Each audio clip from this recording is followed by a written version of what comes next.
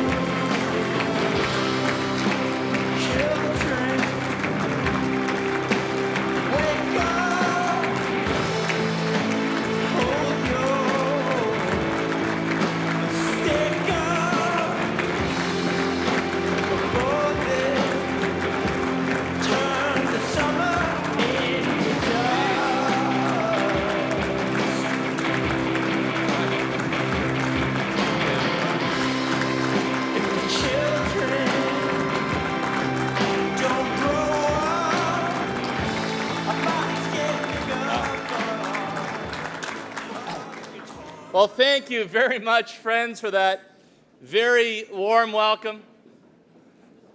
A full house, a full meal, full glasses, and a full wallet for the Ontario PC Party is going to be a great night.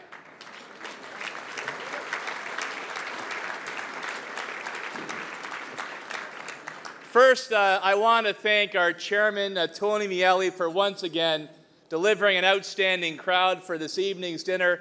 Tony, thank you for your hard work and your outstanding leadership once again, my friend.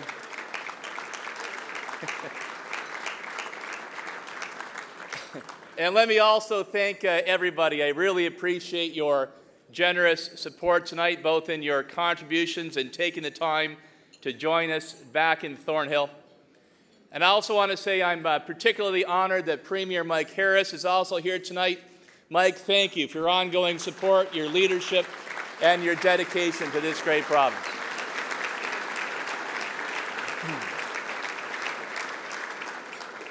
And of course, I'm always happy to be back in York Region, although I tell you, it's always intrigued me that families in York have the highest life expectancy of any place in the entire province.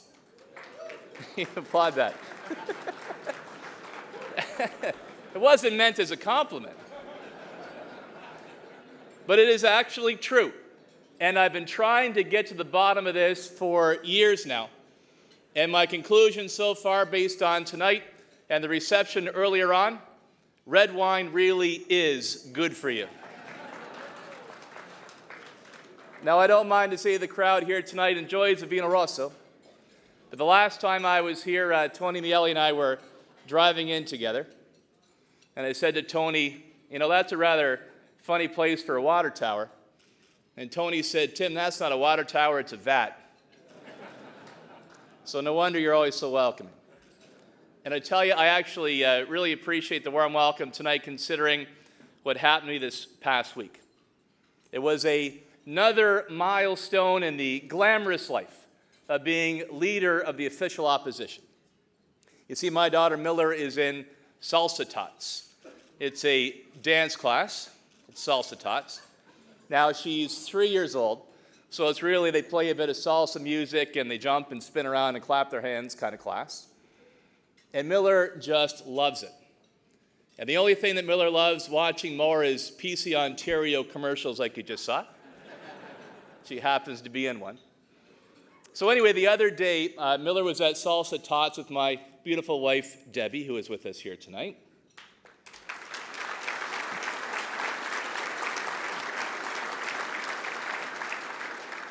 So Debbie and Miller walk into Salsa Tots, and the teacher says, "Miller, we saw you and your mom on TV, and you looked great." And Miller was just beaming. And then the teacher turns to Debbie, and she says, "And who is that guy standing with you in the commercials?" Life of an opposition leader. So I've got my new slogan, "I'm Miller's dad, and I want to be your next premier."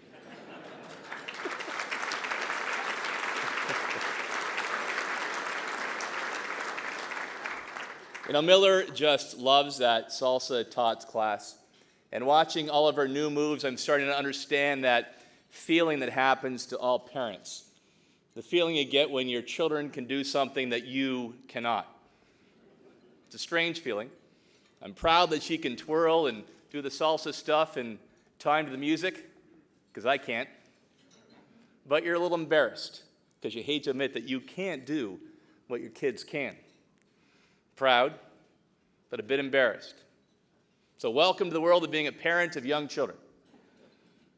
But I think for many people, it's also a pretty accurate description for what's happening here in Ontario today.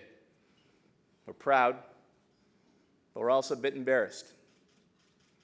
We're proud to live in the province that has long been considered the engine, the leader in Confederation, yet embarrassed that for 2 years now, Ontario has been a have-not province, accepting handouts from the federal government while other provinces move ahead.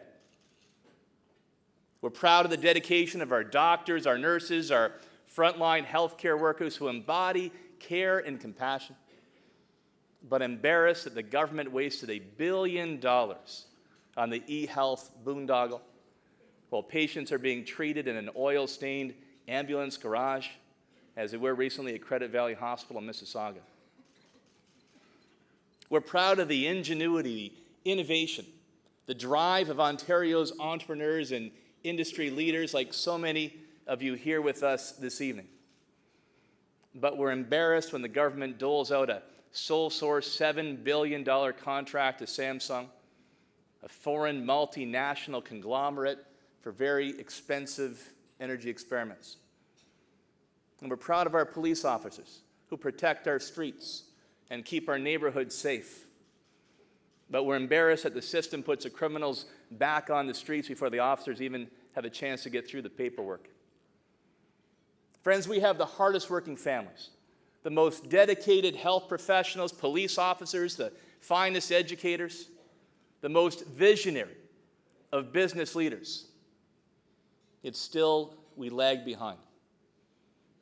Still other provinces that used to look to us for support and leadership are now leading the way. Now let me be clear. I believe Dalton McGuinty means well. I think his heart is in the right place. The problem is that after 7 years in office, he's simply out of touch with what is happening in homes and in streets across our province. Did you tell him that slapping the HST down on goods and services that you use the most was a good idea? Did you ask for your hydro rates to skyrocket or tell him that you want to do your laundry late at night? Did you ask for foreign students to get $30 million in scholarships, $40,000 per year for 4 years, while our own sons and daughters struggle to pay the tuition? And did you say, sure, go ahead, teach that sex ed curriculum to my 6-year-old, and while you're at it, let them bring their cell phones into the classroom? But sadly, these are the priorities of the McGuinty government. but they are not the priorities of hardworking Ontario families. And how do I know that? Well, it's simple. We've been asking them. Friends, I believe I get the advice directly from Ontario families, and moms and dads, and business owners, and students. They always give it to me straight. Their advice, unvarnished and genuine. So that's why I'm in the middle of one of the largest, most extensive conversations with Ontario families ever undertaken. It's called Have Your Say Ontario. It's happening online, in person, and in town halls right across this province. And if you haven't had a chance to participate, it's as close as haveyoursayontario.ca. Now, the survey is still live, as they say. The results to date have not yet been released, but I want to let you in on some of the very latest results, hot off my BlackBerry. Now, I just ask you to keep them between us. If I see them on Twitter tonight, I know exactly where they came from. And while the results are troubling, it motivates me and drives me to work even harder because I know we must get Ontario off the failed course we are on today. For one, we ask people what issue is of most concern to you and your family. The top responses: taxes, leadership in Ontario, jobs in the economy, health care, and no surprise, hydro bills. And here's one I hear about a lot. We ask, are you concerned that the health care services that you need will not be there when you need them? 79% of people agreed with that statement. It's very troubling. And here's one that gets me up even earlier in the morning and keeps me up later at night. We asked point blank, are you worried about your job security? And how many people do you think said yes? 1 in 5? A third, perhaps? I wish that were the case. Over half of the people responding said yes. They're worried about their job security. 55% to be exact. So it means that even if you don't have that worry, someone that you know does. Someone under serious stress. Someone who fears what the future may hold for them, for their kids. And is that the kind of Ontario we ever thought we'd live in? The only thing I can promise to all those people who said, yes, I'm worried, is that change is on the way. Change that will give families the relief they need to catch up.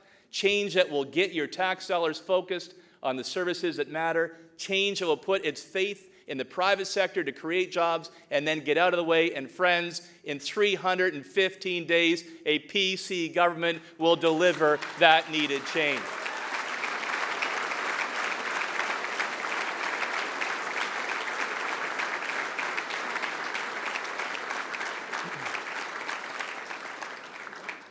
So tonight I want to touch on 3 areas that will make you proud of Ontario again.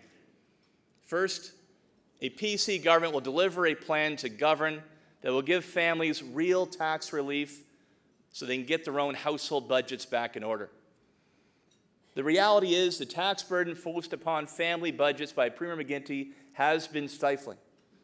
The latest crunch being the HST. From filling up your car with gas to heating your home to routine expenses like getting your hair cut, the HST has hit families hard.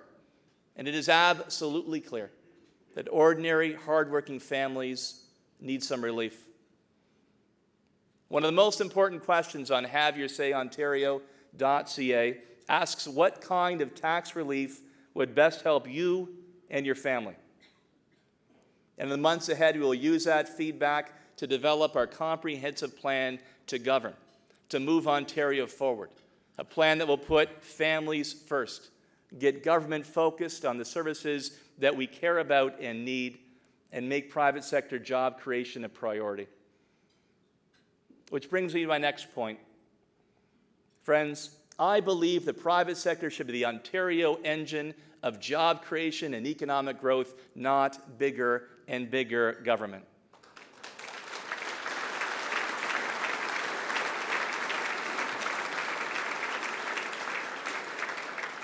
Now, I know there are probably a few of you here tonight that work in the home building business.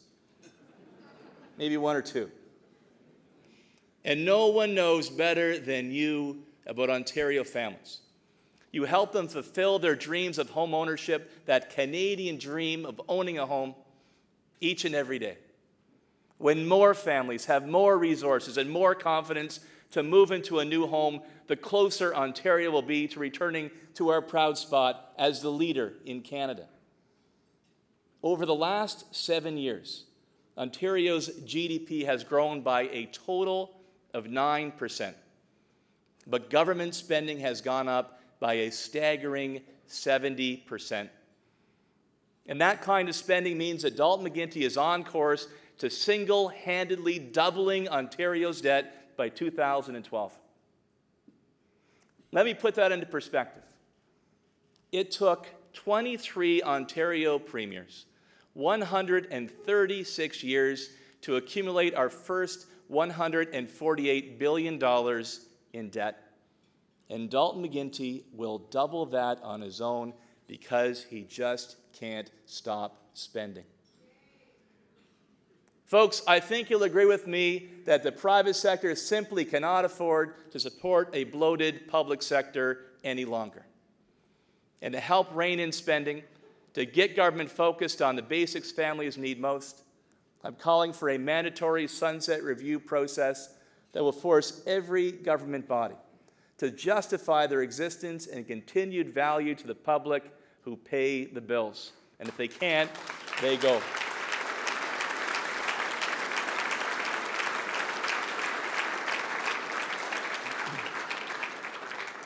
Another option I like, and I like your feedback as I go around the room later, has already worked for businesses in British Columbia, where they had a minister specifically responsible for reducing the paper burden on businesses.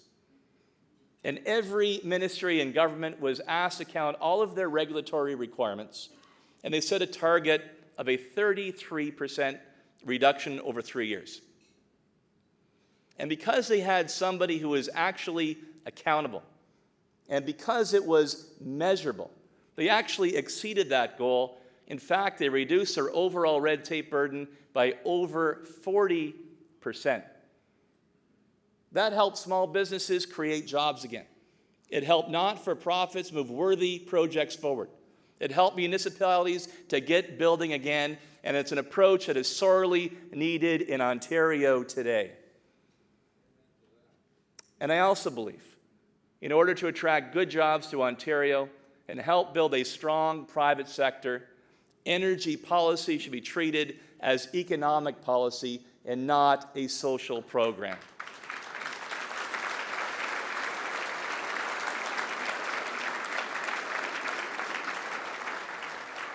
You've seen it on your bills.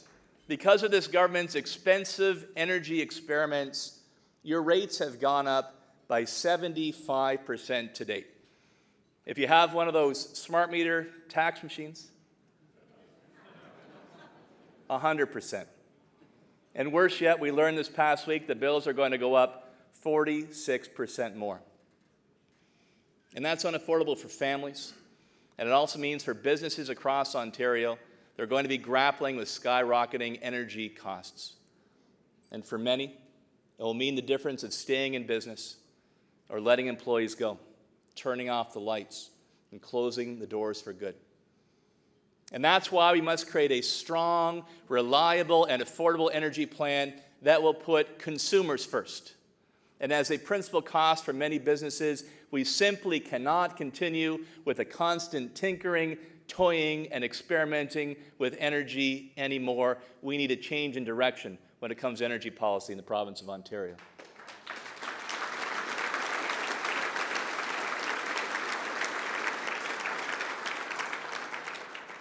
And lastly, we need government to focus and invest in the services that people actually need and care about most, like frontline health care.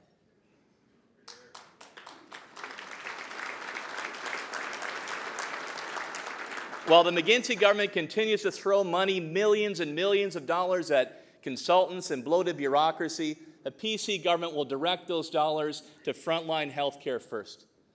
Take, for example, these so-called local health integration networks, or the LHINs.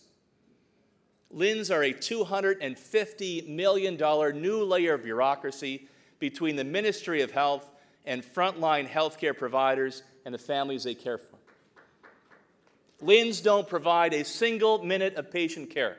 They don't do a single surgery. They don't do a single MRI. And that's why, as Premier, I will close the doors on the LHINs and put every penny into frontline health care for Ontario families instead.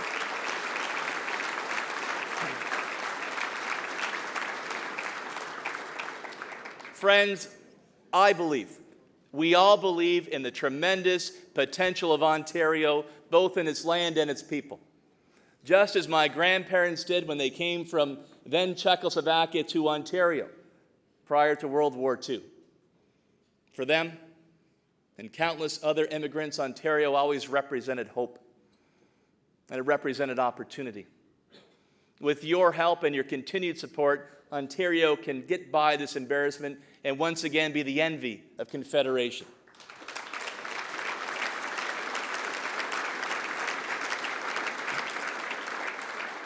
Because I want Ontario to be the leader in our great country. I want my daughter Miller to have every opportunity I had to succeed and more. I want hardworking families that play by the rules to have a chance to get ahead. Friends, I want to deliver the change that families from Thornhill to Thunder Bay tell me that they sorely need. There is a better way for Ontario than the reckless course we're on now. It is not our destiny to be a have-not province, swimming in debt, higher taxes and red tape, where government does not serve those who pay the bills, where families struggle to make ends meet, where businesses cannot complete, and next October, a PC government will prove it. My friends, change is coming to Ontario 315 days from tonight. Thank you very much, and thank you for your generous support here this evening.